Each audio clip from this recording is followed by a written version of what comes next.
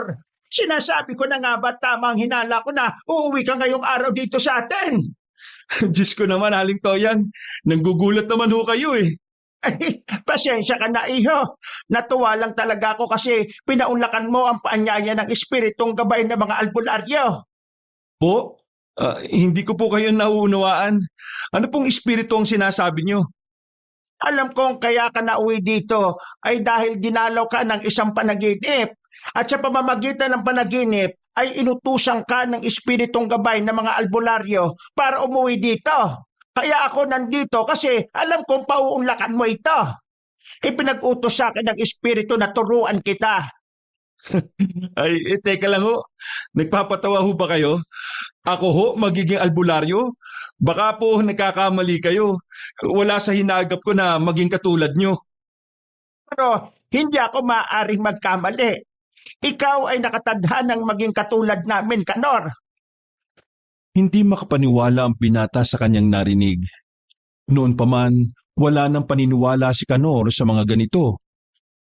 Dahil siguro sa pangarap niyang maging doktor, kaya mas pinaniniwalaan niya ang siyensya kesa sa sinasabi ng mga albularyo.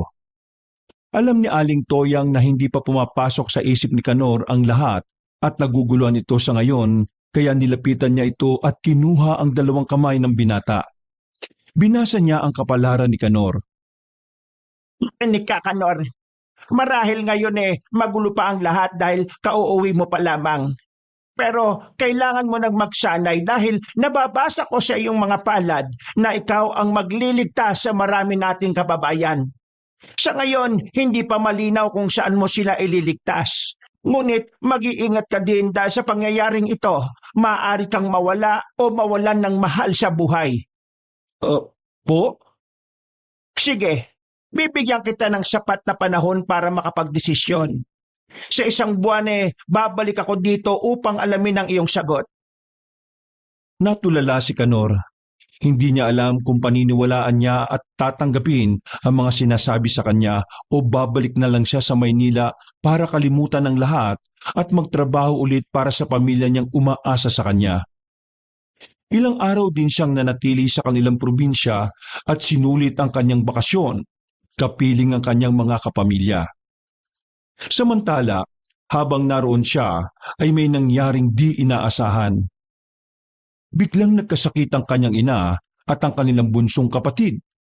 Dinala nila ito sa ospital upang mapatingnan, ngunit hindi masabi ng mga doktor ang pinagmula ng sakit ng dalawa. Kaya naisip ng tatay ni Kanor na ipatingin ito sa albularyo. Dinala nila ito kay Aling Toyang at nalaman na pinaglalaroan daw ito ng duwende ayon sa ginawang pagtawas. Makalipas ang ilang araw, pagkatapos matingnan ni Aling Toyang ang ina at kapatid ni Kanor, bumuti ang kalagayan nito. Matapos gumaling ng kanyang ina at kapatid, napag-usapan ng kanilang pamilya na subukan ang sinasabi ni Aling Toyang. Pag-isipan mo na kang inaalok sa iyo ni Aling Toyang. Wala namang mawawala sa iyo. Pero tay, malaki ang mawawala sa atin. Paano yung trabaho ko? Paano yung pangkain natin? Huwag mo kaming alalahanin. Alam mo anak, maswerte ngayon ang ating ani. Hindi na tayo magugutom. Pero hindi po pang matagalan ng swerteng sinasabi ninyo. Kailangan po nating kumayod lalo na't may dalawa po akong kapatid na nag-ieskwela pa. Ayaw mo talaga. Ayaw mong gumamot tulad ng iyong pangarap dati. Pangarap ko maging doktor, tay, at hindi ang maging albularyo. Pero diploma lang naman at uniforme ang magiging pagkakaiba ninyo. Yung dati mong hangarin na makapanggamot ng libre at makatulong sa mga mahihirap na pasyente, magagawa mo din yon bilang isang albularyo. Hindi po magkatulad ang pagiging albularyo at isang lisensyadong doktor, tay. Ang mga doktor ay nirerespeto, pero ang mga albularyo, madalas pagtawanan ng mga hindi naniniwala. Kung ayaw mo, ayos lang naman. Wala na ako magagawa kung nakapagdesisyon ka na. Kaya lang sabi mo totoo naman ang sinasabi ni Aling Toyang tungkol sa panaginip. Walang kahulugan ng panaginip na yon. Hayaan na po natin. Makalipas ang halos isang buwan, ay sinadyang puntahan ni Aling Toyang ang kanilang bahay Katulad ng sinabi nito, ay tinanong nitong muli ang kasagutan ng binata. Bagamat inaasahan na ng kanyang ama na tatanggihan niya ito, ay nagulat naman ito sa isinagot ng kanyang anak. Sige po, tinatanggap ko ang alok ninyo. Pero sasabihin ko na po kagad sa inyo na wala po talaga akong alam sa ganito mga bagay Paano po bang gagawin ko? Huwag ka mag-alala. Nandito ako para gabayan at turuan ka. Basta ba handa kang matuto at isa puso mo lahat ng ituturo ko sa iyo? Sige po. Eto, gamitin mo muna ito. Isa itong anting-anting. Isuot mo ito sa iyong katawan at huwag nang aalisin. Yabang tinanggap mo na ang tungkuling ito, ay magiging lapitin ka na ng mga nilalang na makakaliwa. Tutoksohin ka ng mga itong umanib sa kanilang masasamang gawa. Ang agimat na ito ang magtataboy sa kanila at ito na rin ang magbibigay sa iyo ng kakaibang lakas sa iyong panggagamot. Tinanggap nga ni Kanor ang pagtuturo ni Aling Toyang. Dahil doon ay inihanda niya ang kanyang sarili sa pagsasanay. Halos araw-araw ay naroon sa kanilang bahay ang matandang babae upang turuan at gabayan siya sa pagsasanay. Kabilang sa mga itinuro niya ay ang paggamit o pagbabasa ng tawas. Itinuro din ito ang paggamit ng mga halamang gamot at orasyon. Pagdating ng aspetong gamutan, ay madaling natuto ang binata dahil likas na talaga sa kanya ang may kagustuhang makapanggamot ng kanyang kapwa. Lumipas ang isang taon, sa edad na 31, naging albularyo siya sa tulong ni Aling Toyang. Gumawa sila ng sarili nilang kubo upang gamiting silid-gamutan sa tabi ng bahay nila Kanor. Sa kanyang panggagamot, lagi niyang kasama si Aling Toyang. Tandem sila kung manggamot. Ngunit isang araw ay agad napansin ni Kanor na tinanghali na ang matanda. Labis niya yung ipinagtaka dahil sa tagal ng pagsasama nila bilang mga albularyo ay hindi pa nahuli sa oras ang matanda. Kanor! Kanor! Oh, bakit po itay? Bakit para kayong hapong-hapo at mukhang kinakabahan sa itsura ninyo? Nabalita mo namang patay na si Aling Toyang. Ho? Patay na? Bakit? Anong nangyari? Kalakas-lakas lang nun kahapon Kasama ko pa ngayon na nanggagamot dito Wala pang makapagsabi kung ano ay kinamatay niya. Basta nakita na lang daw ng anak nito na nakahandusay si Aling Toyang sa labas ng bahay nila. Gusto ko po siyang makita, itay. Samahan po ninyo ako. O siya, tara na. Pagdaan ko kanina doon nakita ko nang naayos na ang burol na matanda Agad na tumungo sila sa bahay nila Aling Toyang upang silipin ito. Ngunit sa pagsilip niya sa kabaon, hindi si Aling Toyang ang nakita niya kundi isang mahabang putol na bahagi ng puno ng saging. Naalala niya ang itinuro ni Aling Toyang sa kanya.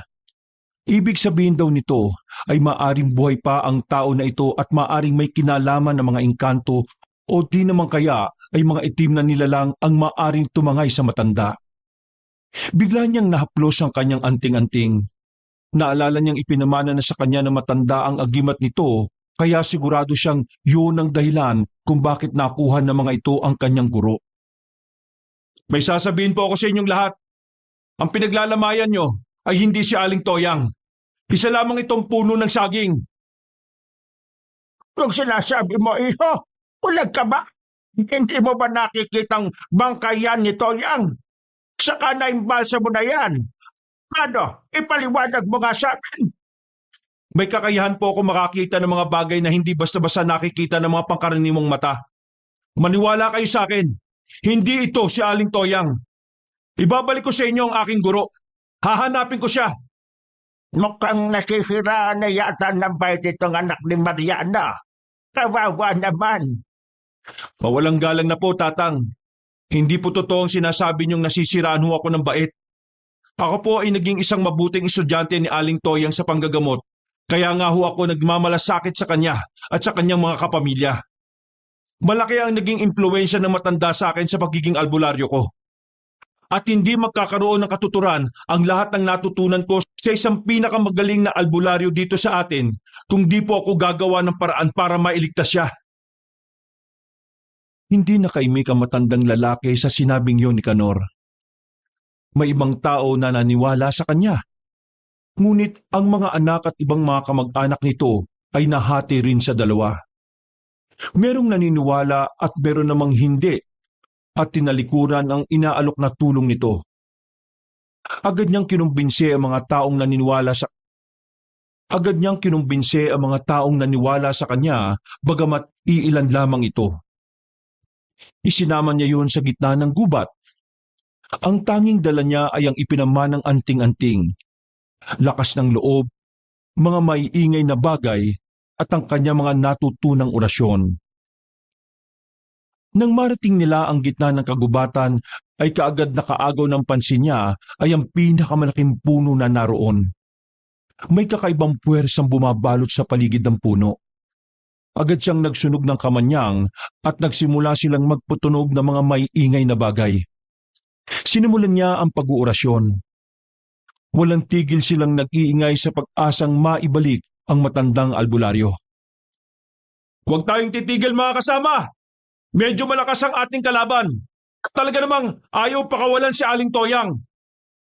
Sinasabi ko na nga ba't nagsasayang lamang ito ng oras mga kasama?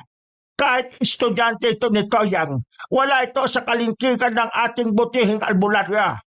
Hindi ako naniniwala sa batak nito. Nilalapastangan lamang nito ang labay ng aking kaibigan. Kaya magtigil ka na bata sa larong ginagawa mo. Eh bakit pa ho ba kasi kayo sumama, tanda? Sinabi ko na kaninang magpaiwan ka na, hindi ba? Gusto niyo ba na makipagkasundo ko sa Engkanto at ikaw ang pamalit ko kay Aling Toyang? May nabuho kang bata ka. Bastos! Wala ho akong ginagawa sa inyo. Mas lalong hindi ko po kayo binabastos. Huwag ho kayong gumawa ng istorya. Saka nagsasabi lamang naman po ako ng totoo eh. Ang lagay po ba kayo lang ang may karapatang magsalita sa akin ng hindi maganda? Kaya nga naman po, Lolo. Hindi naman kasi tama na hindi pa natatapos ang ritual na isinasagawa ni Tiyo eh. Agad mo na siya pinangungunahan eh. Huwag po kayo nasasanay na dahil kayo ang matanda kayo ang palaging tama. Kabat isa ka pa. Bakit ka nandito sa gubat ang bata-bata mo pa? Alam ba ng mga magulang mo na narito ka at nakikiusyoso? Naku, huwag po ninyo akong ini-small porket bata ako at maliit. Kaya ko pong umarap sa laban kung sakali magkaroon ng gulo dito. Kayo po, kaya niyo po bang tumakbo ng mabilis? Mga bastos na kabataan nito Mga walang bait sa sarili. Walang modo. Sunod-sunod na asik ng matanda sa kanyang mga kasamahan. Lumipas ang ilang minuto nilang pagbabangayan at ingay ay narinig nilang may biglang kumalabog sa lupa. Nang kanilang tingnan ay si Aling Toyang na sapu-sapu nito ang tila nasaktang balakang. Nahulog ito mula sa itaas ng malaking puno. Dahil doon ay marami na agad ang humanga kay Kanor. Kinilala nila ang binata na isang magaling nangang albularyo kahit kauumpisa pa lang nito sa panggagamot. Napangangan naman ang mapanghusgang matanda. Hindi ito makapaniwala sa kanilang nakita sa biglaang paglitaw ng inaakala nilang patay ng matanda. Magaling ka na talaga, Kanor. Handang-handa ka na para maging isang tunay na albularyo. At dahil po yan sa tulong nyo, Aling Toyang. Ano ho ba ang ginagawa nyo? Bakit po naman kayo sumama sa Engkanto? Abay, ewan ko sa lecheng engkanto na yon. Ika ba naman sa akin ako'y may asim pa, kaya isasama ako sa kanyang kaharian. Gagawin daw niya akong rain. O, Toyang, ano ba naman yung sinasabi mo? Abay, kilabutan ka nga. Kaya tanda na lumalandi pa. Ba't bakit ka nandito matanda na mapakla? May ambag ka ba sa pagkakaligtas ka? Ay naku, wala po. Ang ginawa lang niyan dito ay magdadadakdak at sabing kalokohan lang ang aming ginagawa sa pagliligtas sa iyo. Lintik ka talaga, matanda ka. Wala ka nang ginawang matino sa buhay mo. Tumatanda kang walang pinagkatandaan. Agad ay namulot ng sanga si Aling Toyang at hinambalos nito ang tawa ng tawa na si Mampilo. Bagamat palagi itong kumukontra sa mga gawain ng mga albularyo, ay totoong espesyal sa kanya si Aling Toyang dahil sila ay magkababata at dating naging magkasintahan. Lingid sa kaalaman ng lahat na nagkaroon sila ng relasyon ngunit nagkahiwalay noong kabataan nila dahil mas pinili ni Aling Toy ang sundin ang utos ng kanyang mga magulang. Hindi na rin sila nagkatuluyan dahil iba na ang napangasawa na matandang babae. Samantalang ang matandang lalaki naman ay tumanda ng binata. May ibibigay ako sa iyo. Ano po yon? Isa itong bagong medalyon na nakuha ko mula sa daigdig ng mga engkanto. Mabisa ito. Kaya ka nitong bigyan ng lakas at liksi sa pakikipaglaban. Bagong medalyon po ito? Oo. At ipinagkakaloob ko sa iyo ang medalyong yan dahil ikaw ang itinadhana ng espiritong gabay. Aling Toyang, sobrang nagpapasalamat po ako sa lahat ng mga itinuro niyo sa akin. Walang anuman, iho. Sa paglipas ng mga araw, lalo pang lumawig ang kaalaman ni Canor sa panggagamot. Ang kanyang tahanan ay naging tanggapan ng mga taong may iba't ibang uri ng karamdaman. Mula sa simpleng sipon hanggang sa mga sakit na hindi maipaliwanag ng modernong medisina. Marami rin ang humihingi ng kanyang payo ukol sa mga problema sa buhay. At hindi rin mawawala ang mga pumupunta para humingi ng tulong laban sa mga masasamang espiritu at engkanto. Naging kilalang manggagamot siya, hindi lang sa kanilang baryo kundi maging sa mga karatig na bayan. Isang araw ay may isang ginang na bigla na lamang kumatok sa kanyang tirahan at nakiusap sa batang albularyo na tingnan ng kanyang anak na may sakit. Nilalagnat ang bata at may mga di maipaliwanag na marka o rashes sa katawan nito. Labis na nag-aalala ang ginang sa kanyang anak, lalo pa at wala umano silang pera para makapagpatingin sa doktor. Siya ay si Aling Pasing. Ano ho ba nangyari sa kanya, Aling Pasing? Saan ho ba nagsusuot itong bata? Abay, napakabata pa ho ng inyong anak ah. Dapat hindi po ninyo hinahayaan na malayo sa inyong tabi. Mahirap na po ang panahon ngayon. Maraming panganib na nag-aabang sa paligid. Agad nitong kinuha ang dalawang hindiliit ng bata at kanyang pinagtabi. Tiningnan niya ang dalawang palad ng bata at tama nga, may sanib ito. Isinagawa ni Mang Canor ang pagtawas gamit ang tubig at dalawang may sinding kandila. Pinatulo ni Mang Canor ang kandila sa tubig habang sinasabi ang buong pangalan ng anak ni Aling Pasing. Sinasabi ko na nga ba at nabate ang anak niyo ng mga duwende. Inilagay niya sa isang papel ang tawas at ibinigay ito sa kanila. Dinasalan niya ang bata at binigyan ng proteksyon. Sinabihan niya silang bumalik kung may nararamdaman pa itong kakaiba. Makalipas ang ilang araw, bumisita ulit sila. Akala ni Mang Canor ay hindi gumagana ang orasyon niya. Pero ang sabi nila ay pumunta lamang sila upang magpasalamat at ipatingin kung nandun pa rin ang sapi ng bata. Wala na po, Aling Pasing. Awa ng Diyos pinatawad na siya ng duwende. Basta, wag na lang pong hayaan na maglilikot ang bata ha. Sumang-ayon sa kanya si Aling Pasing.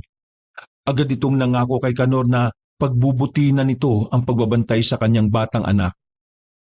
Muli ay pinatunayan ng batang albularyo ang kanyang angking galing dahil sa mabilis na paggaling ng bata. Mas lalo siyang nakilala at mas lalong dumami ang naniniwala sa kanyang kakayahan. Bagamat unti-unti na siyang nakikilala, ay hindi pa rin nagpapabayad si Canor. Tanging mga donasyon lamang ang kanyang tinatanggap at yun ang kanyang ginagamit na pambili ng kandila, langis at iba pa na ginagamit niya sa kanyang panggagamot. Ito'y alinsunod na rin sa bilin ni Aling Toyang na huwag siyang tatanggap ng anumang bayad upang sila ay di malasin at hindi magalit sa kanila ang espiritu nilang gabay at tigabulong na tumutulong sa kanila. Patuloy ang kanilang tandem ni Aling Toyang sa panggagamot. Isang araw, dumating sa kanya ang isang batang babae na si Lina. Dala ng kanyang ina. Ang bata ay may kakaibang karamdaman na hindi kayang gamutin ng doktor sa bayan. Namumutla at laging nilalagnat si Lina. At sinasabi ng kanyang ina na tuwing sasapit ang gabi ay kinakabahan ang bata at hindi makatulog dahil sa mga kababalagang nangyayari sa kanilang bahay. Inamin ng ina ni Lina na nakakita siya ng anino ng isang malaking aso na may pulang mata sa kanilang bakuran isang gabi. Kasabay ng paglala ng sakit ng kanyang anak. Nakiusap ang ginang kay Kanor na pagalingin din nito ang kanyang anak katulad ng pagpapagaling niya sa anak ni Aling Pasing. Tiningnan ni Kanor si Lina. Nakita niya sa mga mata ng bata ang takot at pagod. Alam niyang hindi ito karaniwang sakit lamang. Huwag kang matakot, Lina. Magtiwala ka sa akin, ha? Papagalingin kita. Tutulungan kita. Kailangan mo lang magtiwala. Kailangan nating magsagawa ng ritual upang palisin ang masamang espiritu na nagpapahirap sa iyo. Marunong ka ba magdasal? Agad namang tumango ang bata. Kailangan lagi ka nagdarasal sa gabi, ha? Para hindi ka nalalapitan pagkatapos natin silang palisin ngayon. Tumango ulit ang bata bilang tugon sa sinabi ni Kanor. Sa gabing yon, nagsagawa si Kanor ng isang ritual. Gumamit siya ng mga halamang gamot at mga anting-anting na ibinigay ni Aling Toyang. Sinindihan niya ang mga kandila at nagdasal ng mga orasyon. Habang isinasagawa ang ritual, naramdaman ng lahat ang bigat ng hangin at tila may presensyang nagmamasid sa kanila. Huwag ka matakot. Kailangan natin ipakita na hindi tayo natatakot sa kanila. Gawin natin ito para sila ang masindak at matakot sa atin. Nagpatuloy si Mang Kanor sa kanyang mga dasal at orasyon hanggang sa maramdaman nilang parang lumipas ang bigat ng hangin at nagbago ang paligid. Nawala ang malamig na simoy ng hangin at naging maaliwalas muli. Nang matapos ang ritual, unti-unting bumuti ang kalagayan ni Lina. Lumipas ang ilang araw at tuluyang gumaling ang bata. Tulad ng inaasahan ay napagaling din ni Kanor ang bata. Hindi lang maintindihan ni Kanor noon kung bakit mga batang paslit ang palaging nadadala sa kanya dahil sa iba't ibang karamdaman, mapapisikal man o espiritual. Madalas ay mga nasaniba ng mga di niya matukoy na nilalang.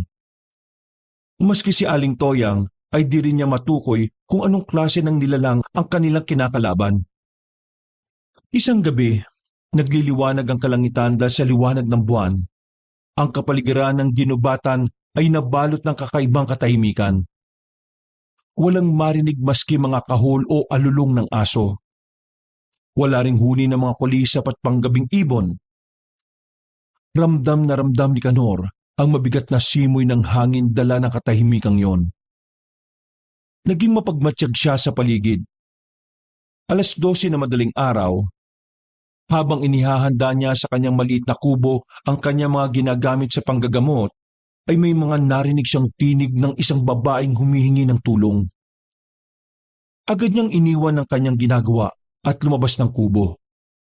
Dala ang kanyang lampara na gawa sa gasera. At sino naman kayang taong gumagala pa sa ganitong oras? Sa kanyang paglalakad patungo sa pinanggalingan ng tunog, nakita niya si Mampilo na kasama ang pamangkin. Kanor, tulungan mo kami. Bakit to, Mampilo? Ano nangyari? Bakit kayo napasugod dito? Nakita kami ng aswang palapit sa likod bahay namin. Tulungan mo yung kapitbahay namin. Huwag yun ang punteriya ng aswang. Kanina pa yun babalik-balik doon eh. Nakakatakot. Sigurado kayong aswang yung nakita niyo, Mampilo? Matanda lang ako pero hindi ako bulag. Tonto. Dalian mo at baka mamaya hindi na natin nabutang buhay yung buntis. Idilikas ko muna itong pamangkin at anak niya. Saan ba sila ligtas? Dito na lang po sa bahay. Kargado po ito ng mga dasal at proteksyon, kaya hindi ito agad-agad na mapapasok ng anumang klase ng aswang. Halina po kayo. Na. Bilisan mo ka, wala na tayong maabutan doon. Oho, Mang Pilo. Nariyan na. Sandali lang at ihatid ko muna sa kubo itong pamangkin mo. Tuloy kukunin ko ang buntot pagi at pangontra. Bumalik si Kanor sa kanyang kubo at kinuha niya ang mga gamit pangontra. Tinawag din niya ang mga kabaryo nila na pwedeng makatulong sa kanila. Sa bawat hakbang niya, ramdam niya ang bigat ng responsibilidad sa kanyang mga balikat. Ngunit alam niyang hindi siya maaaring magpatalo. Ang kaligtasan ng kanyang mga kabaro ay nakasalalay sa kanyang mga kamay. Kasama ang ilang mga naniniwala sa kanya, nagmadali silang pumunta sa sinasabing bahay ni Namang Pilo. Pagdating sa lugar na yon ay kaagad niyang pinagmasdan at sinuri ang kapaligiran. Tahimik ang gabi, ngunit ramdam niya ang kakaibang presensya sa hangin. Naririnig din niya ang babala ng espiritong tumutulong sa kanya. Mag-ingat kayo mga kasama. Tuso at matalino ang mga aswang. Bukod sa may angkin silang lakas na di tulad sa pangkaraniwang tao lang, hindi rin sila basta-basta. Bullshit naman kasi. Bakit nagkaroon ng mga ganyang nilalang dito sa atin? Abay mga perwisyo. Ginagambala nilang tahimik nating baryo. Dahil liblib ang ating baryo, hindi po natin maiwasan na panahanan o di kaya ay salakayin tayo ng mga aswang. Pero huwag po kayo mag-alala. Sa pagtutulungan natin, mapupuksan natin ang mga yan. Habang binabantayan nila ang paligid, biglang lumabas ang isang nilalang na may mahabang buhok at sobrang gulo. Merong itong pakpak na katulad sa isang malaking paniki. Nakakatakot ang anyo nito, lalo't kalahati lamang ang kanyang katawan. Naglagay si Mang Kanor ng mga proteksyon sa paligid ng bahay gamit ang mga halamang may matapang na amoy at mga langis na may basbas. Sinimulan niyang bigkasin ang mga sinaunang orasyon upang palakasin ang mga proteksyon. Lumayas ka sa baryong ito. Tantanan mo ang buntis. Dahil kung hindi mo ako susundin, sinisigurado ko sa iyong aswang ka, may kalalagyan ka sa akin. Mapipilitan akong kalabanin ka. Ngunit imbis na umalis ay pinagtawanan lamang siya ng aswang. Sa palagay nila, dayo ang aswang na yon kaya't di nito kilala si Kanor. Hindi to takot sa binatang albularyo. Sinabi pa nitong wala siyang laban sa kanya dahil isa siyang mabangis at malakas na nilalang ng dilim. Agad niyang sinubok ang lakas at kakayahan ng mga taong nakapaligid at nakahandang labanan siya. Isang kaibigan ni Kanor ang nasugatan nang bigla itong sumugod ng kahit na sinong maaari niyang biktimahin. Nang magawa niya yon, ay muli na naman itong dumapo sa itaas ng bubong ng buntis. Pumalingaw-ngawang malakas na tili ng taong naroon sa loob ng kubo. Sa ngalan ng mga ninunong albularyo at ng espiritong bantay, iligtas niyo po kami sa mga panganib na dulot ng nilalang na gusto mambiktima ng aming mga kababaryo. Dasal ni Mang Kanor habang hawak-hawak ang anting-anting. Pagkatapos niya magdasal, ay naramdaman niya ang kakaibang liksi at lakas na binigay sa kanya ng kanyang medalyon. Dahil doon, ay nilapitan niya ang manananggal at sinimulang abutin ito sa itaas. Subalit dahil mataas ang bubong ng kubong yon, ay hindi niya malatigo ng hawak na buntot pagi. Dumakot siya ng asin na kanyang baon at sinimulang hagisan ng kalaban. Ngunit maliksi at mabilis din ito. Naiilagan nito ang kanyang binabato. Nawala ang atensyon ng binata nang kinausap siya ng batang si Buboy. Hindi niya kagad napansin ang pagsugod sa kanya ng aswang. Pinuntirya nito si Kanor.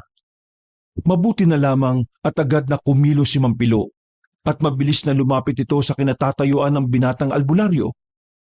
Nataga niya sa braso ang sumusugod na aswang. Dahil doon ay lumipad ito palayo. Sumisigaw ito dahil sa natamong sugat mula sa itak ng matanda. Nandiyan ba ay pinagmamalaki mo kakayahan mo, Kanor? Yan na ba ang turo sa iyo ni Toyang? Mamamatay ka na hindi mo ba napapansin? Hindi ko po nakita dahil ang atensyon ko ay nasa batang si Buboy. Pero salamat po sa inyong pagliligtas sa akin, Mampilo. Tatanungin ko pong utang na loob ang inyong pagliligtas sa akin. Walang kwentang albularyo. Mahina! Ewan ba't ikaw ang ginawang tagapagmana ng karunungan ni Toyang? Kayong ordinaryong binata ka lang naman. Mahina! Hindi na nagbigay ng sagot ang binata sa tinurang yon na matanda sa kanya. Bagamat alam niyang matagal nang walang bilib sa kanya ito, ay iginagalang pa rin naman niya ang opinyon nito. Mula sa simula. Hindi naman siya nabigla lang sa sinabi nitong tatanawin nitong utang na loob ang pagkakaligtas sa kanya. Mas lalong naging agresibo ang manananggal. Inuuna nito ang inaakala niyang may mga mahihinang pangangatawan. Gayon din ang mga alam niyang natatakot sa kanya. Kaya naman naging matagumpay ito na masugatan at masaktan ang ilang mga taga-baryo. Mas naging mabilis ang bawat kilos ng manananggal at lahat ng naging atake nila ay kanyang naiwasan. Mabilis ding humilom ang sugat nito sa braso ng dahil sa itak ni Mampilo. Nagamot niya ito kaagad gamit ang kanyang laway. Tito Kanor, nakita ko na po yung kalahati niyang katawan. Ano pong gagawin ko? Sigaw ng batang si Buboy, edad 11 taong gulang. Ito ay pamangkin ni Kanor na siyang nagsisilbi sa kanyang kanang kamay sa tuwing siya ay may ginagamot.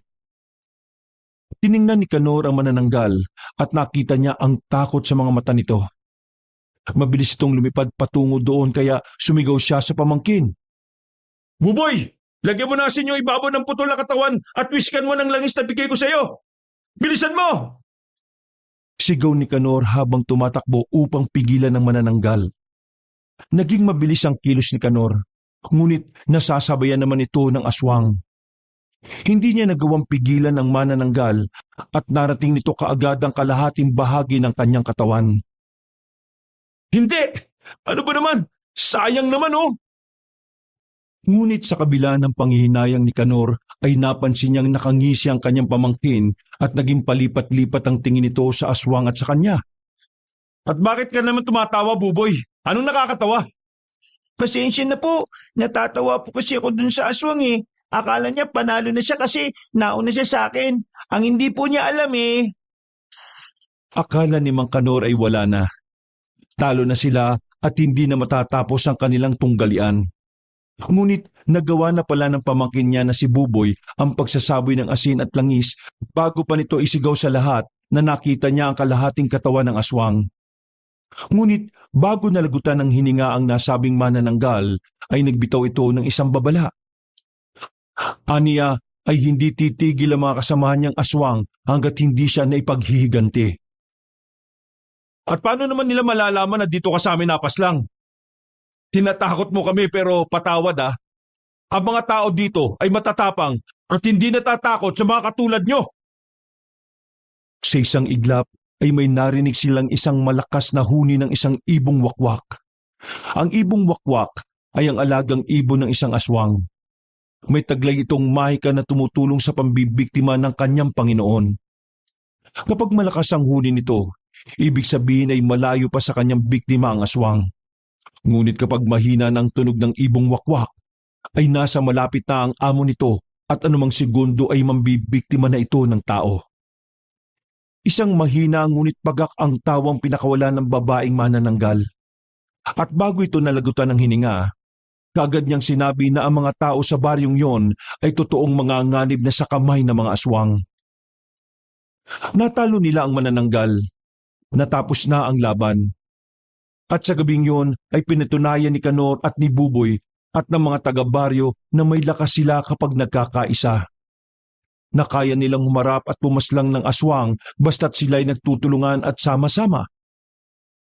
Kagad na dinala sa kubo ng binatang albularyo ang mga sugatan.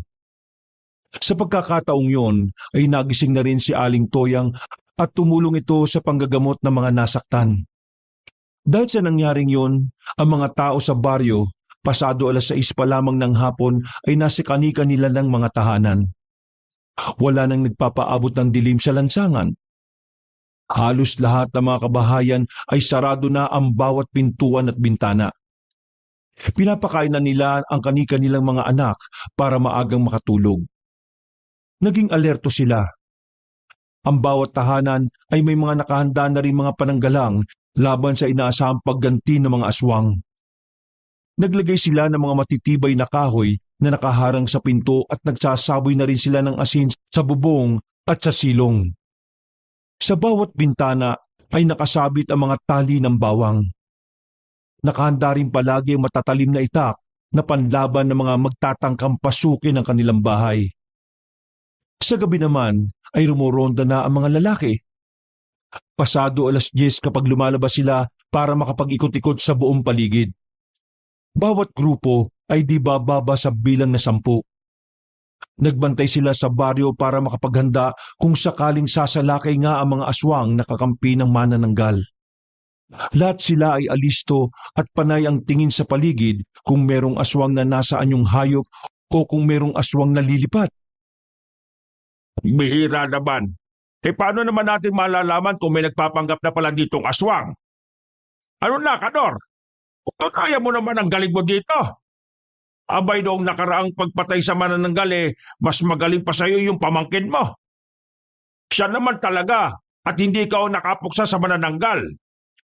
Hindi ikaw na self-proclaimed albularyo kuno pero ang hina-hina naman. Kulang pa sa utak. Palibhasa drop out. May nagawa po bang kasalanan ng tiyo ko sa inyo, Mampilo? Huwag mo nang patulan, Buboy.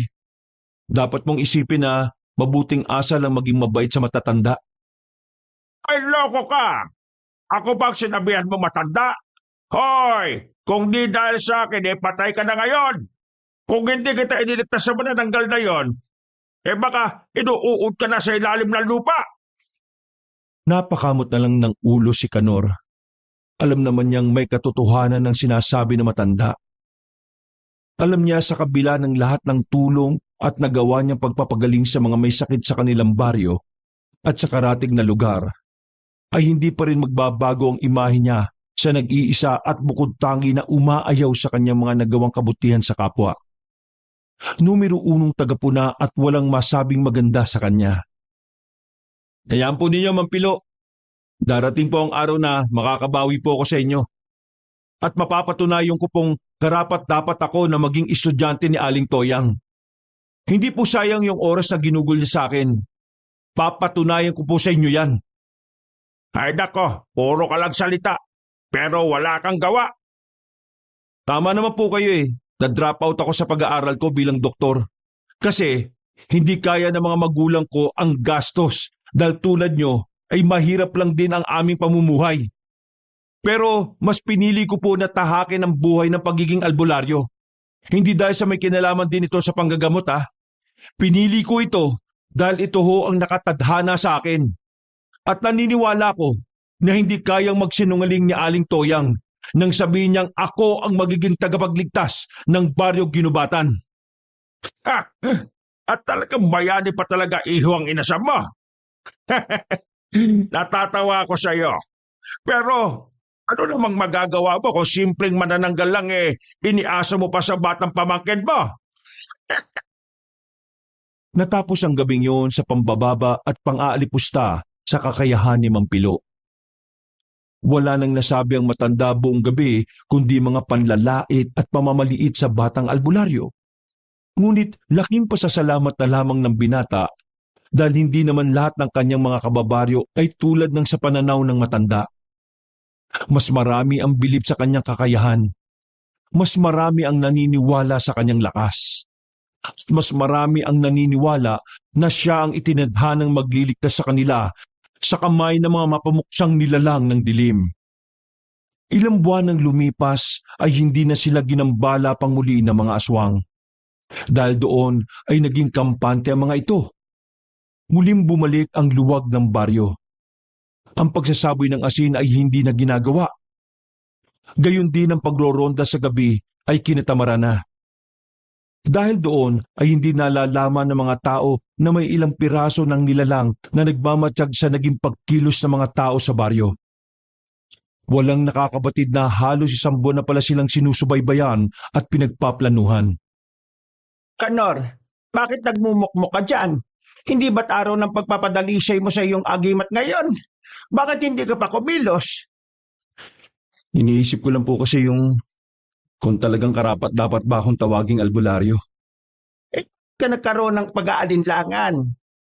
Mukha ho kasing tamang sinabi ni Mampilo sa akin na wala ho talaga akong kwenta. Bakit ka ba kasi nakikinig sa matandang hukloban na yon?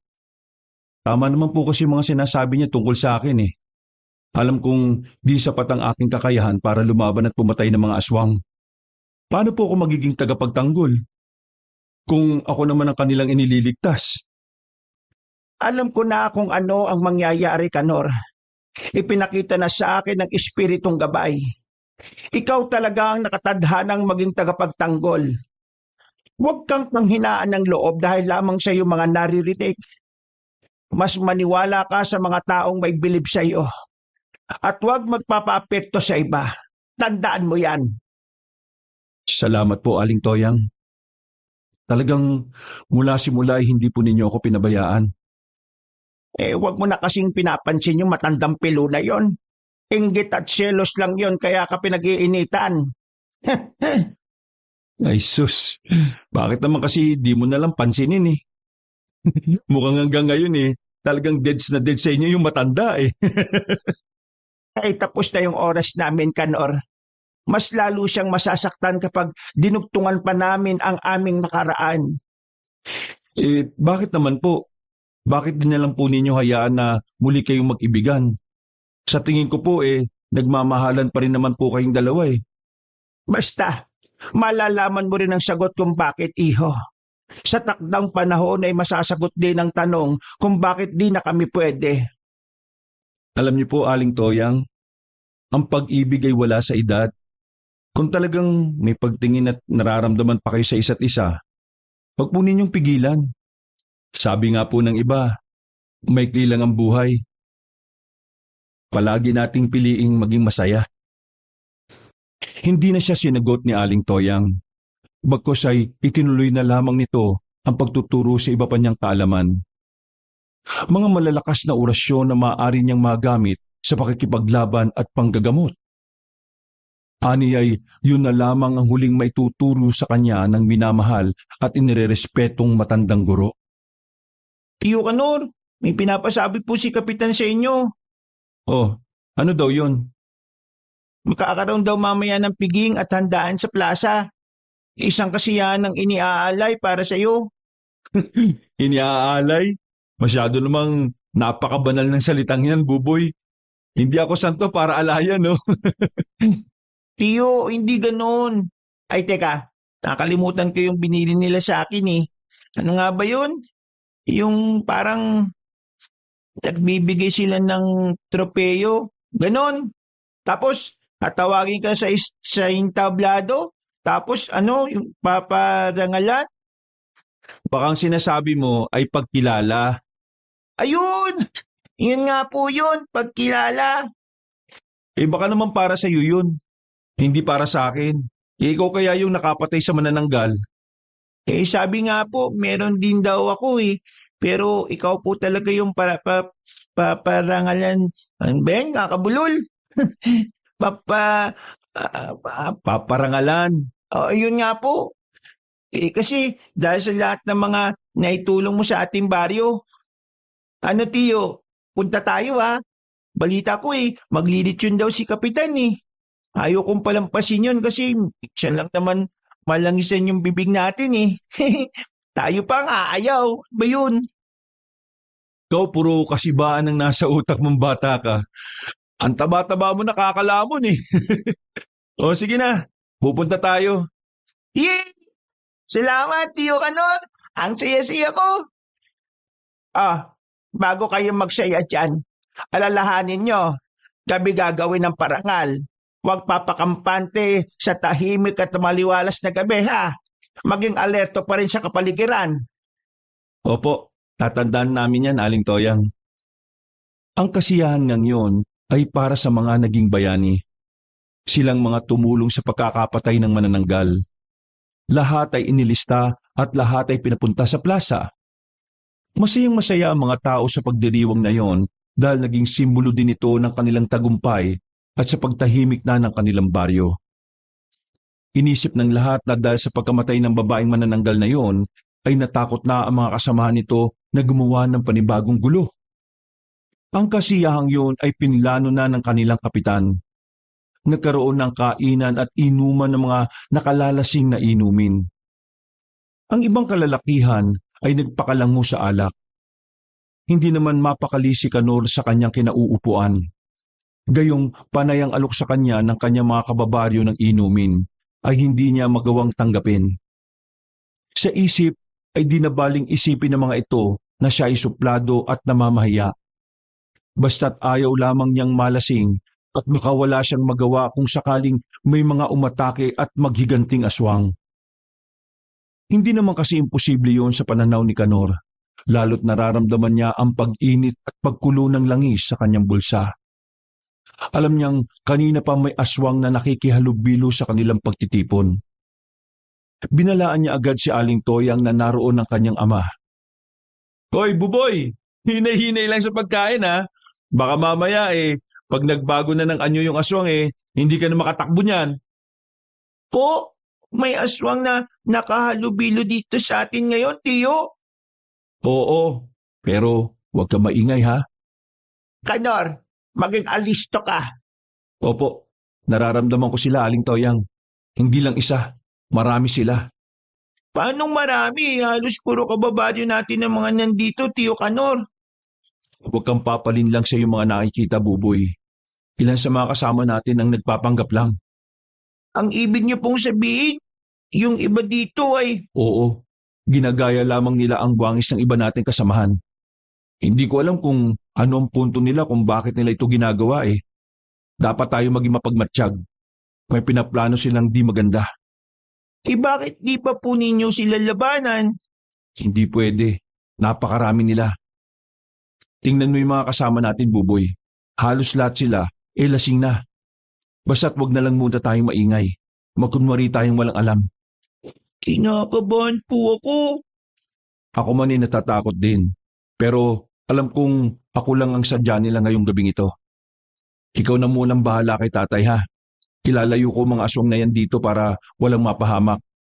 Pero Tiyo, nag-iisa ka lang Kaya ko to. Magtiwala ka sa akin, Buboy. Sige na nga po. Ako na pong bahala kay Tiyo. Nauna nang nagpaalam si Kanor kahit di pa tapos ang kanilang selebrasyon. Naging mainit kaagad ang tingin sa kanya ng ibang tao. Ramdam na ramdam ni Kanor ang init na yon.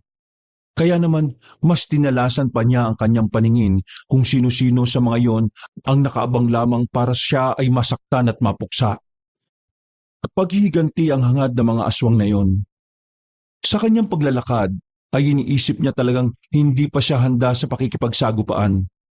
Maski ilang piraso na ng agimat at medalyon ang ibinigay sa kanya ng kanyang guro, ay nakakaramdam pa rin siya ng takot at pagdadalawang isip na siyang nakakapagpahina sa taglay na kapangyarihan ng mga anting-anting. Paano kung sa pag-alis kong yun doon sa plaza gumawa ng hindi maganda yung mga aswang na yun?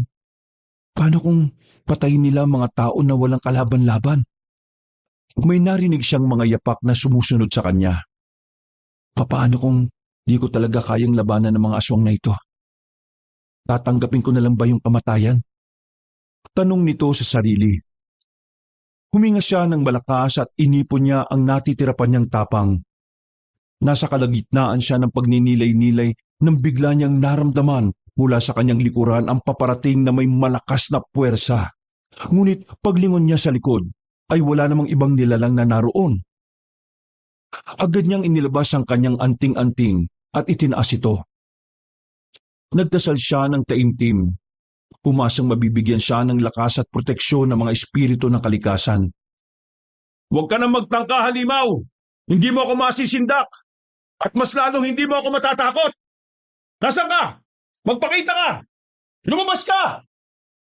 Sa liwanag ng bilog na buwan, ay napansin niya ang isang nilalang na nagtatago sa likod ng puno. Tila nag-aabang lamang ito ng tamang pagkakataon para sumugod. Nakikita na kitang demonyo ka! Lumabas ka dyan! At huwag kang duwag na kung kailan nakatalikod ako sa kakaatake! Sa isang iglap, lumabas mula sa mga anino ang isang malaking aswang. Mahaba ang nakalugay na buhok nito. May nanlilisik na galit na mga mata. Ang kanya mga kukoy matutulis at ang mga ngipin ay animoy pangil ng isang mabangis na hayop at may tumutulo pang mga laway na parabang takam na takam sa kaning nakahain sa kanyang harapan. Nagpakawala ng isang malakas na sigaw ang aswang at mabilis na sumugod kay Kanor. Walang dalang anumang sandata ang binata subalit naihanda naman niya ang sarili sa pakikipagpambuno gamit ang sarili niyang lakas at galing sa pag-uorasyon. Dahil wala na masyadong oras sa pagdarasal, ay sinalubong na niya agad nang malakas na suntok sa muka ang sumugod na aswang. Matigas ang mukha ng aswang na kanyang kalaban. Tila di nito iniinda ang kanyang pagsugod. Diyos ko, tulungan niyo po ako. Tahimik siyang nanalangin habang walang tigil sa pakikipaglaban. Inaamin niyang bagamat babae ulit ang kanyang kalaban ay mas malakas ito sa kanya. Kakaibang lakas ang taglay nito. Muling sumugod sa kanya ang aswang at sa pagkakataong yon ay alam niyang huli na para siya ay umiwas. Hindi niya magawang paniwalaan ang sarili na nalalagay siya sa ganoong kaalanganing sitwasyon, gayong siya pa naman ang ipinagmamalaking magiging kapalit ni Aling Toyang. Inamin niya na mahusay talaga siya sa panggagamot, ngunit pagdating sa pakikipaglaban ay hindi niya alam kung hanggang saan ang kanyang hangganan. Malapit na sa kanyang katawan ang matutulis na kuko ng aswang. Ngunit bago pa man yung bumaon sa kanyang katawan, ay may itak na biglang iwinasiwas sa likod ng aswang. Isa yung pilak na itak. Madali lamang yung naihiwa at walang nagawa ang masamang nilalang kundi ang ilayo ang sarili sa tiyak na kapahamakan. Nakita ni Canor si Mampilo na duguan dahil sa dugong tumatagas mula sa katawan ng nasugatang aswang. Ano bang ginagawa mo, binata? Talaga bang ipinapahiya mo si Toyang dahil sa katangahan at karuwagan mo? Mampilo, Sinasabi ko na nga ba at tatambangan ka ng aswang sa iyong pag-uwi. iniligtas niyo po ako ulit. Oo, at sa susunod ay di na ulit kita ililigtas. Bahala ka na sa buhay mo. Alam ko pong galit kayo sa akin pero bakit po palagi niyo akong inililigtas? Hindi ito ang tamang oras para magdaldalan. Ayan na naman ang aswang, oh. Susugurin tayo, Canor. Mabilis na naging handa si Mampilo sa paparating na aswang. Mabilis nitong naiwasan ang pag-atake sa kanya. Muli niyang iwinasiwas ang kanyang matalim na itak at muling natamaan sa braso ang aswang. Napatras ito, ngunit hindi pa rin sumusuko. Bumalik ito na mas mabangis at mas mabilis. Tumalon ito sa ere. Sinusubukang sakmali ng aswang ang matanda. At sa muling pag-atake ay naabot at nakalmot na nito ang braso ni Mampilo. Doon pa lang parang natauhan ng binatang albularyo. Makikita na magaling at bihasa sa pakikipaglaban ang aswang na kalaban nila. Kabaliktaran na ipinakitang kilos ni Canor, ngunit kahit ganon hindi man sanay sa ganitong laban, meron naman siyang lakas ng loob at paniniwalang mananalo siya. Sa isang mabilis na kilos, inilabas niya ang isang garapon ng banal na langis mula sa kanyang bag at binuksan ito. Ibinilandra niya ang langis sa harapan ng aswang at sa isang iglap ay biglang nagkakakawag ang aswang. Panay ang haplos nito sa katawang nasabuyan ng langis. Nakita naman ni Canor na tila nalapnos ang bahaging yon sa katawan ng kalaban. Umatungal ito ng napakalakas dahil sa labis na sakit. Dahil sa nakitang yon, ay parang biglang luminaw ang isip ni Canor at naalala ang mga itinuro sa kanya ng kanyang guro na si Aling Toyang. Kailangan niyang gamitin ang isip at maging matalino sa pakikipaglaban. Nagpatuloy ang laban, gamit ang kanyang mga natutunang teknik mula sa kanyang guro. Nagawang masugatan ni Canor ang aswang ng maraming beses. Ngunit matibay ang halimaw. Sa bawat sugat na natamo ng aswang, ay siya namang balik din nito sa kanila ni Mampilo. Bawat atake ay may kapalit agad na pagsugod. At habang nasusugatan ng aswang, mas lalo itong bumabangis at tumatapang. Gigil na gigil ang aswang. Ang gabi na dapat puno ng kasiyahan para kay Canor ay napalitan ng isang mapanganib na gabi at mas lalo silang nanganganib sa bawat minutong lumilipas. Wala ka bang sandata man lang diyang dala, Canor? Wala po eh. Tiyo Canor, eto, saluin mo. Pagkarinig niyon, ay nakita niyang inihagi sa ere ng pamangkin niyang si Buboy ang buntot pagi na di niya nakitang dinala pala ng kanyang pamangkin at ginamit bilang sinturon. Mabuti pa talaga ang bata, marunong mag-isip at maganda. Naturingan kang naturuan ng isang magaling na albularyo pero lampa naman at... Tigilan mo na yan, Pilo. Hindi yan nakakatulong. Alam niyo ba kung bakit kami narito? Narinig namin ang malakas na atungal ng aswang. Napatingin si Aling Toyang sa dugo ang babaeng aswang. Ngunit imbis na takot at panghihina ang nakita ni Aling Toyang, ay nakita niya ang malaking pagngisi nito. Para itong nang-uuyam. Ayos ka lang ba, anak? Ayos lang po, itay. Yung mga tao sa plaza, tay, kumusta sila? Hindi ko alam. Pagkarinig namin ng atungal ng aswang ay agad kaming sumugod dito dahil nag-aalala ko sa iyong kalagayan. Mapapahamak ang mga tao, itay. Hindi, Aling Toyang, ito na ba sinasabi mong kapahamak ang mangyayari sa ating baryo ginubatan? Maganda kayong lahat. Dahil hindi lang isang aswang ang kalaban natin ngayong gabi. Isang pamilya ng malalakas at makapangyarihang aswang. Mula sa dilim ay lumabas ang taong kilalang kilala nila. Walang iba kundi ang kanilang kapitan. Napalunok si Kanor nang makitang unti-unting nag-iba ang itsura ng kanilang kapitan. Galit na galit at may tumubong matulis ng ngipin at kuko. Tumangos din ang nguso nito at nagmukhang tila asong ulol. Nagpakita rin sa kanila sina Aling Pilar at ang mga batang kanyang ginamot. Sa isang iglap ay nagsipagbago sila ng anyo at nag-anyong mga nakakatakot na nilalang. Hindi makapaniwala si Kanor sa kanyang nakikita. Napakaraming aswang ang nasa kanilang harapan. Halos doble sa kanilang bilang. Walang ya! Kamatayan na naghihintay sa atin dito! Napakaraming aswang yan! Tiyo, anong gagawin natin? Naging malikot naman ang paningin ni Kanor. Naging palipat-lipat ang tingin niya sa kanyang mga kasama. Natandaan niya ang hula sa kanya ni Aling Toyang na bagamat may liligtas niya ang baryo laban sa mga aswang, ay mayroong magbubuwis ng buhay sa kanyang mga mahal sa buhay. Ang naroon na kasama niya ay ang kanyang pamangkin at ama. Iniisip pa lamang na isa sa mga ito ang magsasakripisyo ng kanilang buhay, ay di na niya magawa pang mag-isip kung ano ang kailangang gawin. Ilang sandali pa'y sumugod na ang mga aswang. Napatulala siya at pinanood na lamang ang nagaganap na labanan sa pagitan ng kanyang mga kasama. Laban! Sigaw ni Mampilo na itinaas ang kanyang hawak na itak na animoy isang katipunero na handang labanan ng mga aswang. Mabilis kumilos sa matanda at ilan na sa mga batang aswang ang agad nitong napaslang. Hindi makapaniwala si Kanor sa nakikitang lakas at katapangan na matandang palagi kumukwestiyon sa kanyang kakayahan. Nakita niyang magkatalikod na sila ni Aling Toyang.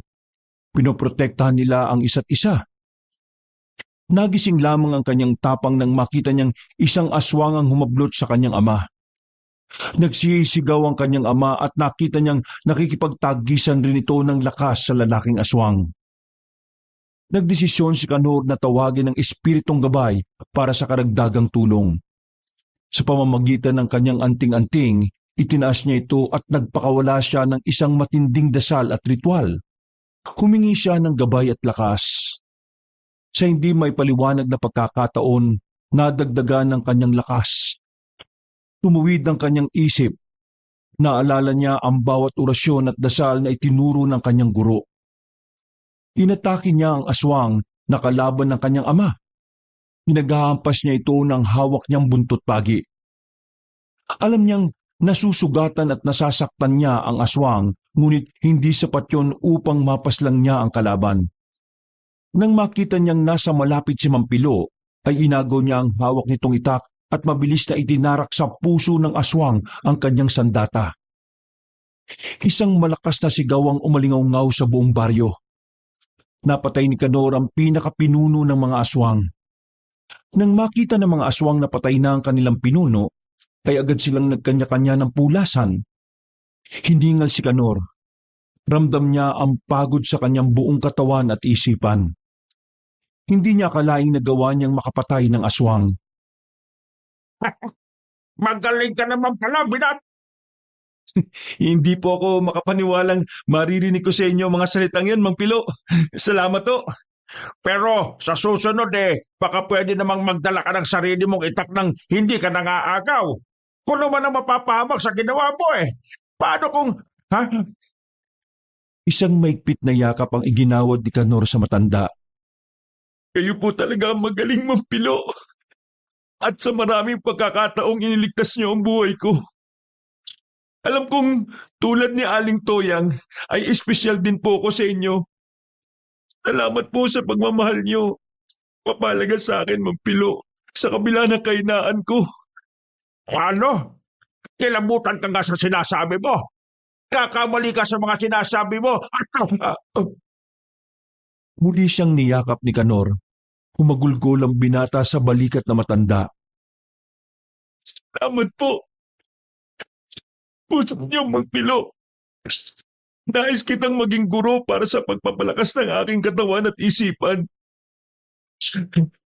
Nais kong maging kagaya niyo. Hindi niyo man sabihin pero alam ko na may karanasan na kayo o di naman ay dati kayong birador ng aswang. Ang galing-galing niyo po, Mampilo. Kinabukasan ay natagpuan nilang nakakulong sa loob ng bahay ng kapitan ang mga bata at magulang ng mga ito. Gayon din ang kapitan na nakagapos. Sadyang pinlano ng mga aswang na gamitin ang pagkakakilanlan ng mga nagamot ni Kanor at ng punong barangay para linlangin at lituhin ang bagong albularyo. Nasadya namang naging epektibo dahil nasiraan ng loob ang binata nung una. Ang pagnanais itong mailigtas sa kamatayan ng ama ang siyang gumising sa kanya at nagbigay ng tapang upang makipagtunggali ayon sa kanyang kaalaman at natitirang lakas. Samantala, ang mga tao sa plaza naman ay nakauwi ng ligtas sa kanilang mga pamilya. Hindi gumawa ng anumang masamang hakbang sa kanila ang mga aswang dahil ang punteriya lamang nila ay si Kanor. Para sa kanila ay isang banta si Kanor at hindi nila maaaring baliwalain. Pinagplanuhan nila itong patayin sa oras na alam nilang mahina pa ito at kulang pa sa lakas at tapang. Ngunit sa kabila niyon ay nanalo pa rin laban sa kanila ang kinatatakutang bagong albularyo. May mga sugat ka, Pilo. Halika dito, gagamutin ko. Aro, kinikilig na yan. Hay, damo kang bata ka. Manahimik ka nga dyan. Baka mahambalos kita. Si Lolo Pilo naman talaga, oh. Hindi naman piro. Abay, wag naman kayong palagi masungit. Paano po kayo sasagutin yan ni Aling Toyang kung mas malakas pa po ang tono nyo kaysa sa kanya eh? Siya nga naman ho, Aling Toyang, Mampilo. Total, tapos naman na po ang laban eh. Baka naman po pwede na ninyong ituloy ang inyong naudlot na pag-iibigan. Toyang, baka naman marunong kang makinig sa mga bata, ha? Tingnan mo to. Ano ka ba naman, Pilo? Papatol pa eh. Ikaw naman. Bakit ba kasing hindi mo magawang tanggapin ako gayong ilang taon na akong naghihintay sa tamang pagkakataon natin? Gustuhin ko man, Pilo. Pero hindi pwede. Aling Toyang, kung ako po ang inaalala nyo Hindi kasi talaga tapos ang laban, Kanor. At hindi pa natatapos ang tunay na laban. Anong ibig mong sabihin? Yung kalaban kagabi, hindi pa yun ang huli. Babalik sila. Mas malakas, mas may puwersa. pero napatay na po natin yung kanilang pinuno, di ba? Hindi siya ang pinuno. Babae ang kanilang pinuno. At ang anak niya ang papatay sa... Papatay po kanino, Aling Toyang? Papatay sa akin, ganun ba? Hindi. Papatay sa mahal ko sa buhay? Ngunit hindi na siya inimik na matandang babae. Kung ganun kailangan natin paghandaan ng muli nilang pagsugod. Kailangan natin magpalakas din ng puwersa. Agad inilabas ni Aling Toyang ang kanyang libro at ibinigay iyon sa kanyang estudyante. Aralan mo habang may natitira pa tayong oras. Habang ginagamot ni Aling Toyang ang mga sugat ni Mampilo, ay panay naman ang basa at buklat ni Kanor sa libro. Sa dulong pahina, nakita ni Mang Kanor ang kailangan niya. Tinandaan niya ang mga pangontra tulad ng bawang, asin, palaspas, buntot ng pagi at ang mga orasyon at dasal. Kanor, pwede ba kitang makausap? Ano po yun? Meron kasi akong gustong ibigay sa iyo eh. Ano po yun? Nakita ko kasi na bukod sa buntot pagi wala ka ng iba pang sandata na ginagamit bilang pamuksa sa mga aswang. Ibibigay ko sa iyo ang pamanang punyal ng aking ama. Sana tanggapin mo ang talibong. Isa yung uri ng sandata na mukhang itak, ngunit higit na mas mahaba at mas matalas. Gawa rin yun sa pilak at ayon kay Mampilo, ay puno ito ng dasal na orasyon na mula pa sa mga punong babaylan na panahon pa ng mga Kastila. Namangha naman si Kano sa sinabing yon na matanda. Pero bakit po niyo sa akin ibinibigay ang yaman na yan na simbolo ng inyong pamilya? Simple lang ang sagot diyan, Kanor. Matanda na ako at wala kong ibang pwedeng pagmanahan niyan. Ikaw lang ang nakikita kong karapat dapat na magmay-ari niyan dahil Dahil ano po? pinagkakatiwalaan ka ni Toyang. May tiwala siya sa iyong kakayahan. Bagamat aaminin ko na hindi ko nakikita ang bagay na iyon sa ngayon, alam kong magagawa mo balang araw, Kanor. Makakaasa po kayong gagawin ko po ang lahat para mailigtas ang baryong ito, Mampilo. Kinaumagahan, pinagtipon ni Kanor ang mga naniniwala sa kanya at ang mga kayang lumaban sa mga aswang. Binalita niya ang nangyari noong nagdaang gabi.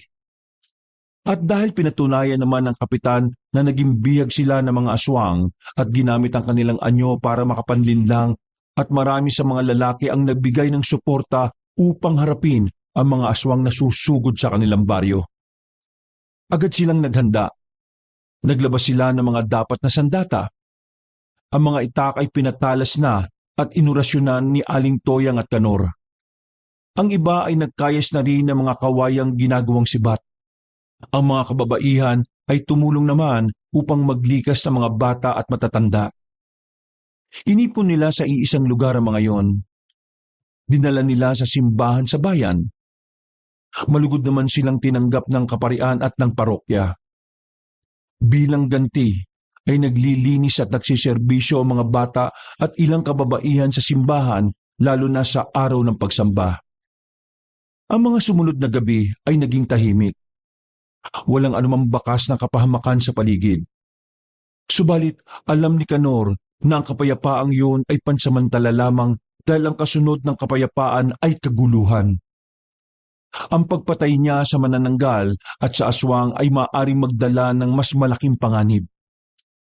Alam niyang hindi magtatagal at babalik ang mga kalahi ng aswang upang sa gitna ng kanilang pagbabantay ay biglang mamatay ang mga ilaw ng gasera dahil sa malakas na hangin.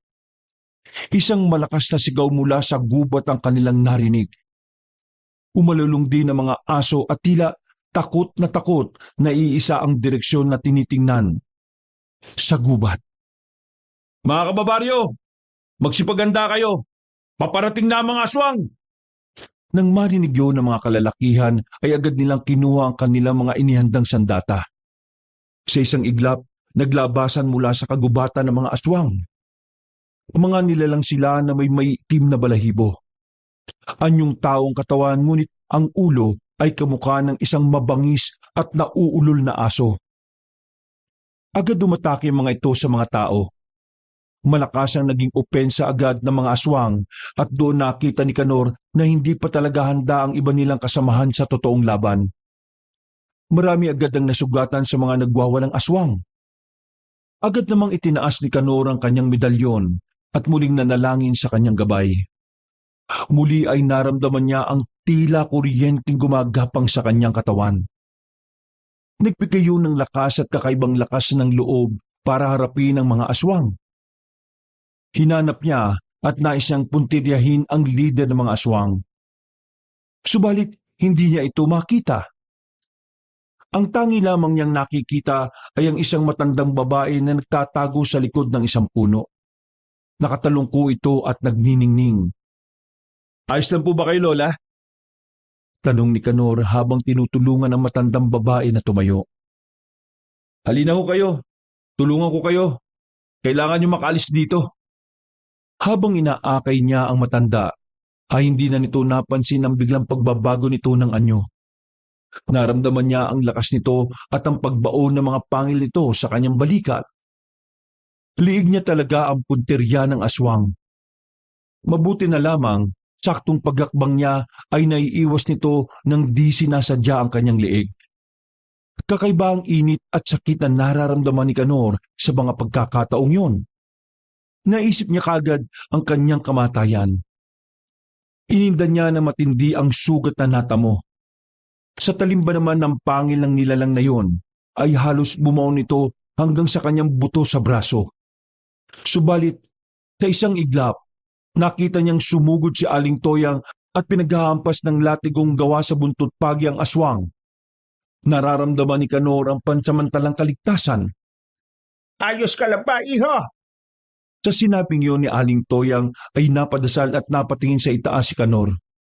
Nagdasal siya na sana ay malalampasan nila ang pagsubok na yon at magtagumpay sila sa digmaan laban sa mga grupo ng aswang na yon na kinain na ng galit at pagnanais na makapaghiganti. Mabilis ang naging araw ni Aling Toyang.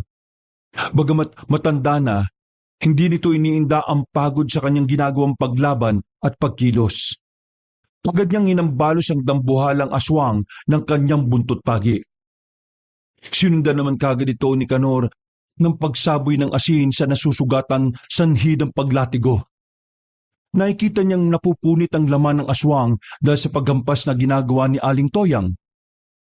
Nang masabuyan ng asin ang mga sugat na iyon, ay mas lalong naghumiyaw ang aswang. Napuruan nila ito at bumagsak sa lupa. Humiyaw ng pagkalakas-lakas sa mga kasamahan nito. Tila naman ininda ng pinunong aswang ang tinamong sugat. Inilabas ni Canor ang kanyang talibong at mula sa isang munting dasal na iginawad sa sandata ay nilapitan niya ang aswang at takmang pupugutan na ito ng ulo. Subalit mula sa kanyang likuran ay sumugod ang isang mas batang aswang. Mas mabigat na katawan ang sumandal sa kanyang likod. Naramdaman niya ang malakas na ungol ng batang aswang. Kasabay ng nanginginig na katawan. Agad niyang iniiwas ang kanyang katawan. At mula doon ay nakita niyang napaiga si Aling Toyang. Habang kagat-kagat ito ng aswang sa kanyang leeg. Unti-unti ay nanghina si Aling Toyang dahil sa tagumpay ngang naibaon ng aswang ang pangil sa leeg na matanda. Nangisay ito. Mabilis ang agos ng dugo mula sa nabutas na leeg. Hindi! Kasunod noon ay ang pagbaon ng kuko ng aswang sa katawan ng kanyang guro. Nabigla siya sa nangyari subalit agad na napuno ng galit ang kanyang dibdib. Iniwas-iwas niya ng walang pag-aalinlangan ang hawak niyang matalim na sandata sa leeg ng halimaw. Nalaglag sa lupa ang ulo nito at tumandusay ang duguan nitong katawan sa lupa. Umalulong ng umalulong ang dambuhalang aswang na tila nananagoy sa naging kamatayan ng kanyang kasama. O mas tamang sabihin sa kanyang anak. Hindi, Toyang! Huwag mo kong iiwan! Nakikiusap ako sa iyo! Maagap nitong hinawakan ng kamay ng nag-iisang babaeng minahal niya. Nawalan na ng saysay ang matagal niyang paghihintay para sa babae. Sabi mo sa akin, alam mo na ba ang mangyayari ito, Toyang? Ito ba yung sinasabi mong dahilan kung bakit di na talaga tayo pwede?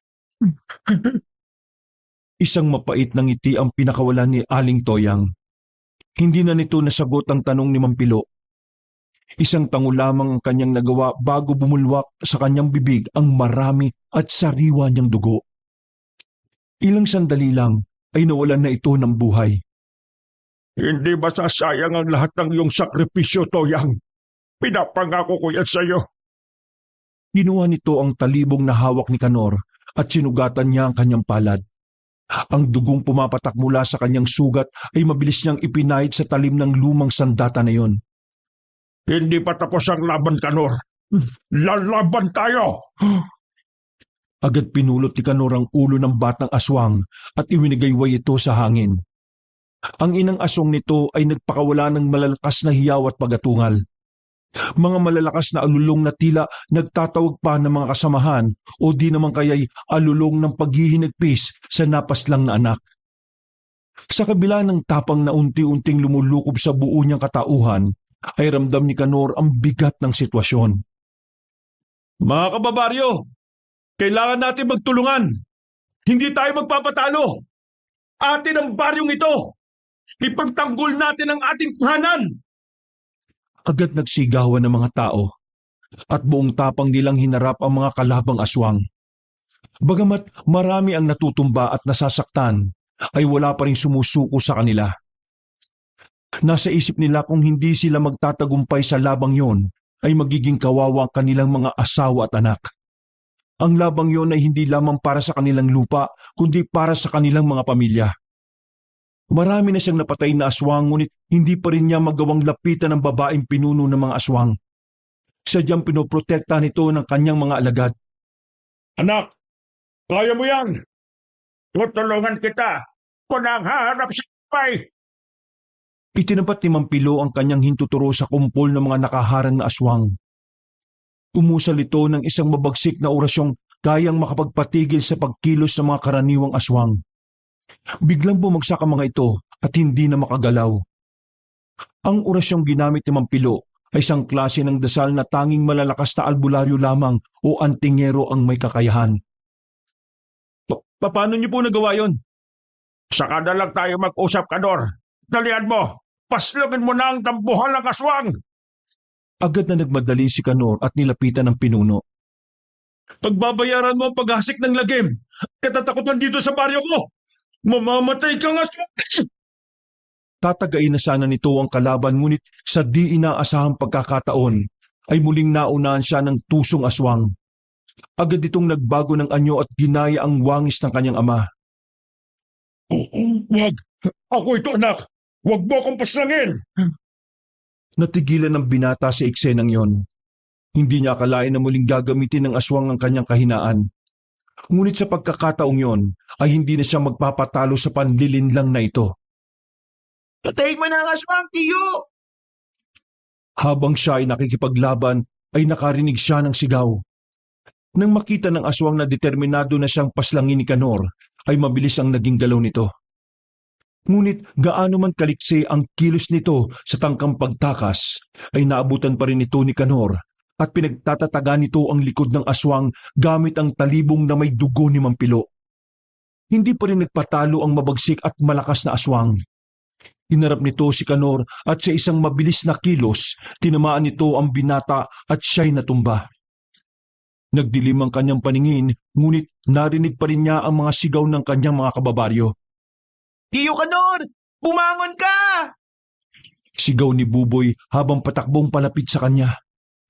Nakita ni Kanor na sa ginawang yon ng pamangkin, ay biglang nabaling dito ang tingin ng aswang. Alam na kaagad ni Kanor ang binabalak ng kanyang kalaban. Nakita niya kung paanong sinunggaban ng aswang ang kanyang pamangkin. Hinaplot nito ang bata. Sa gitna ng pagdilim ng kanyang paningin, naramdaman ni Kanor ang isang matinding init mula sa kanyang anting-anting. Parang binigyan siya ng bagong lakas sa mga espiritu. Bumangon siya, nahihilo-hiluman at halos dumidikit dilim ang paningin ay parang nakakaramdam siya ng dahan-dahan na paggaling. Nang luminaw-linaw ang kanyang paningin, nakita niyang nasa panganib si Buboy. Ngaya't buong lakas niyang tinaga ang aswang na may hawak dito. Nang mapitiwan ng aswang si Buboy ay agad nitong inipon ng buong lakas niya at iwinasiwa sa liig ng aswang ang kanyang talibong. Nalaglag sa lupa ang ulo ng aswang habang ang katawan nito ay nangisay. Dumilig ang dugo nito sa lupa ng ginubatan. Agad binawi ni Mampilo ang sumpa ng kanyang orasyon sa mga galamay ng aswang. Muli ay agad nagpulasa ng mga ito nang makitang iwinigayway na muli ni Kanor ang ulo ng kanilang mabagsik na pinuno. Magsibalik kayo mga halimaw! Papatay namin kayo lahat! Papatayin ko kayo! Ama na anak, tapos na! Tapos na anak ko! Wala nang kalaban! Agad nitong hinawakan ng kamay ng anak na may hawak na sandata. Kinuha nito ang talibong at inabot yon kay Mampilo. Halos manghina si Kanor hindi dahil sa mga sugat na natamo at sa pagod ng pakikipaglaban. Biglang tila nawalan siya ng lakas dahil sa mga nakitang namatay na kasamahan. Nang may masmasan, ay nilapitan niya ang bangkay ni Aling Toyang. Wala na siya, Kanor. Mampilo, hindi ako naniniwala na siya talaga yung nakatakdang magbuwis ng buhay sa labanang ito. Nakita na niya yung mangyayari. Ipinakita na sa kanya ng gabay. Malakas ang pakiramdam ko na dapat ako yun eh. Pero bakit? Bakit niya ibinigay ang kanyang buhay kapalit ng sa akin? Kasi espesyal kang tao sa kanya, Kanor. Kaya nga, galit na galit ako sa iyo dahil masayo niya itinuon ang kanyang oras. Nabaliwala ulit ako dahil sa iyo pero naiintindihan ko kung bakit. Kasi nakita niya ang mga katangian ko noon sa iyo nung nagsisimula pa lamang ako bilang isang albularyo. Ikinuwento na matandang si Pilo na noong kabataan nila ay siya talaga ang nakatadhanang maging albularyo dahil ito ay mula sa mga lahi ng mga malalakas na babaylan nung panahon pa ng mga Kastila. Ngunit itinigil nito ang kanyang pag-aalbularyo nang malamang ipinagkasundo sa isang lalaki si Toyang. Wala siyang nagawa dahil noong panahon nila ay hindi nila maaaring baguhin ang desisyon ng mga nakatatanda. Hindi kanya sinukuan kasi ayaw niyang matulad ka sa akin na itinigil ang pangarap dahil sa isang kabiguan. Kahit mahina ka, kahit isang lampa at duwag, hindi kanya sinukuan. Sana, Kanor, sana hindi ko rin sinukuan ang pangarap ko noon. Napasaya ko sana si Toyang. Pwede pa po nating mapasaya si Aling Toyang, Kapilo. Tinatanggap mo ba ako bilang iyong guro? Maski isa kong dropout? Tinatanggap ko ng buong puso. Sa gabing yun, kahit puno ng pagod at sakit ang katawan, alam ni Kanor na mas magiging matatag ang samahan nilang mga magkakabaryo. Ang kanilang tapang ang nagsilbing proteksyon nila laban sa mga mapanganib na aswang. At ito rin ang magsisilbi nilang proteksyon sa mga darating pang pagsubok. At sa muling pagliwanag ng araw ay magsisimula ang muli nilang pagbangon. At simula na rin ang mas lalong pagpapalakas ni Kanor. Darating ang araw na magiging biyasa din siya sa tulong ni Mampilo. At mula sa araw ding yon ay magkakaroon na ng bagong kahulugan ang bansag sa kanyang bagong albularyo. Wakas. Yes, hello mga ka-KB, mga kabangers, kabanong po uli. Naku, ako po yung nagpapasalamat sa inyong pagsubaybay dito sa ating kwento. So mga bago pong dalaw dito sa ating channel, don't forget to click that subscribe button para lagi po kayong nanonotify pag may mga bago tayong mga videos. And syempre, don't forget to click rin po yung ating like kung nagustuhan niyo po yung ating kwento ngayong araw na ito. And syempre, mag-comment na rin po tayo kung ano masasabi niyo sa kwento po natin. Ayan. At syempre, ito pong pinakamaganda sa lahat. Pagkatapos po nating makinig o magsubaybay dito sa ating channel, meron po akong bagong-bagong i-recommend sa inyo. Ito po ay bago sa ating Team KB. Okay, meron po tayong bagong narrator na napakagaling po, no? Siya po ay isang director po sa dubbing, kasama ko rin po siya sa dubbing. At siya po ay nagboses po sa iba't ibang bida sa mga Korean telenovela or meron rin po siyang pinagbidahan din po sa mostly sa mga telenovela, yung mga Mexican. O isa po siya sa nagboses po kay Marimar. Di ba? So, marami po siya actually nga naging boses. Kumbaga, ito po ibibidahin po yung boses po ng ating naging bagong narrator po dito sa ating Team KB na patuloy po na magbibigay po sa inyo ng mga kwento, ng mga kababalaghan, kwentong aswangan, di ba? Para po medyo kayo po ay ma-relax, no? Kumbaga kayo po ay ma-entertain habang kayo po ay nagtatrabaho, lalo na po yung ating mga team OFWs dyan, at saka yung mga team sa mga nanay, team sa palengke, yung mga nagtatrabaho. Okay, so marami po tayo mga kasama po dyan na talagang nag-aabang po sa ating mga kwento ngayong araw na ito. So ngayon po, para po patuloy po kayo mabigyan ng walang tigil na mga magagandang kwento, ito po, ayan, ang bago po nating makakasama ngayon sa ating Team KB, walang iba kundi si Miss Lily. Okay, so ito pong channel po niya ay bagong-bago, ang Miss Lily Horror Stories. So naku, mga kababalagan po yan, mga kwentong nakakatakot, mga kwento po na yun po, meron po mga aswangan. At ang good news niyan, isa po ako sa makakasama po ni Miss Lily sa kanyang dramatization. No? Maririnig niyo pa rin po ang boses ni Kabanong doon. Opo, so yung, kumbaga, hindi po ako mawawala. Makakasama niyo pa rin po at maririnig niyo pa rin po ako. Okay, so yun po mga kaibigan, mga kabangers, no, mga ka-KB, sana po wag niyo pong kalimutan na subaybayan, no. Pagkatapos po nito, diretso na po tayo doon sa link na dito po inaano po natin, ipo-post po natin.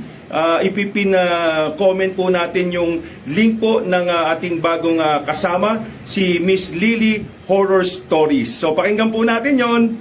Maraming salamat!